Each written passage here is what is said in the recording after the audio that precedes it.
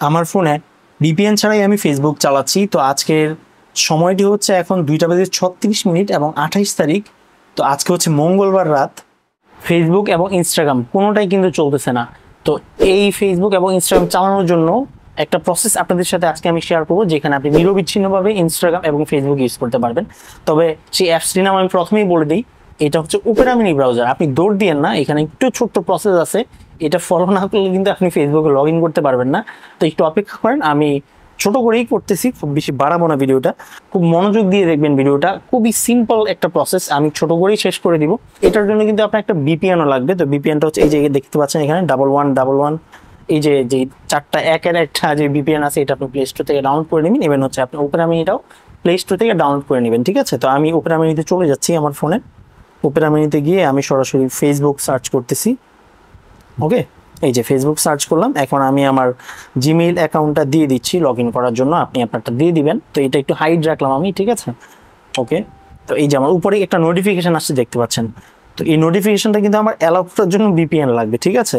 তো এই যে আমি কিন্তু এখানে যাওয়ার সাথে সাথেই কিন্তু আমার এই নোটিফিকেশনটা আসতেছে না, আপনারা দেখতে পাচ্ছেন।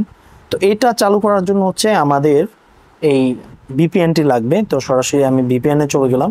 আমার এখানে জিরো ট্রাস্ট লেখা, এটা দেখে আপনারা ঘাবড়াবেন না, আপনাদেরটা হচ্ছে র্যাপ চলে আসবে। তো আমার এখানে যে জিরো ট্রাস্ট লেখা, আমি এটা একটু চেঞ্জ করছি, কোনো সমস্যা নেই, আপনাদের চেঞ্জ করার দরকার নেই। এটা অ্যাক্টিভ হচ্ছে। ওকে, অলমোস্ট অ্যাক্টিভ হয়ে গেছে। এখন হচ্ছে আমরা ফেসবুকে, এই যে দেখেন,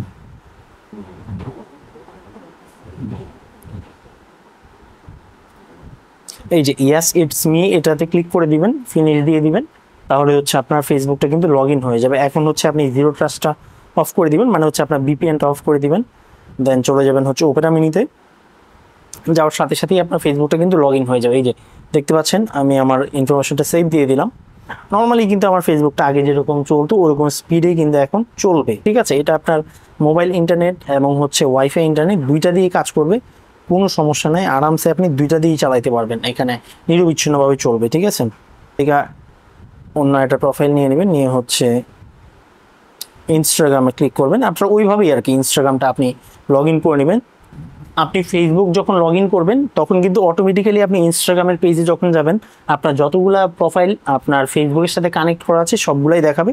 যদি না দেখায় তাহলে হচ্ছে আপনি সাইন আপে ক্লিক করবেন, আর যদি দেখায় তাহলে হচ্ছে আপনি সরাসরি লগ ইনে ক্লিক করে দিবেন। লগ ইনে ক্লিক করলেই হচ্ছে আপনার আবার ভিপিএনটা একটু লাগবে, দাঁড়ান এটা লোড হয়ে নিক।